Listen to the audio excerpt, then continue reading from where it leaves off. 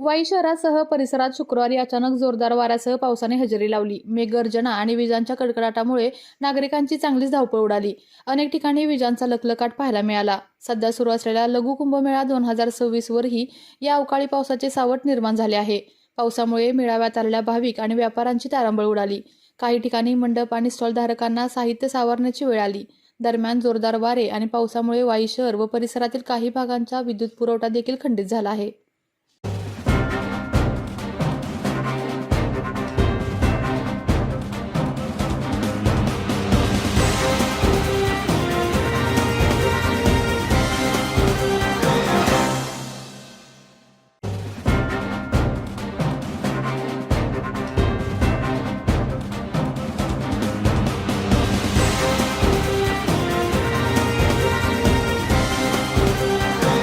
आपल्या तालुक्यातील जिल्ह्यातील बातम्या सर्वप्रथम पाहण्यासाठी आजच सातारा न्यूजला YouTube चॅनलवर सबस्क्राइब करा, लाईक करा, शेअर करा आणि बेल आयकॉन प्रेस करायला विसरू नका।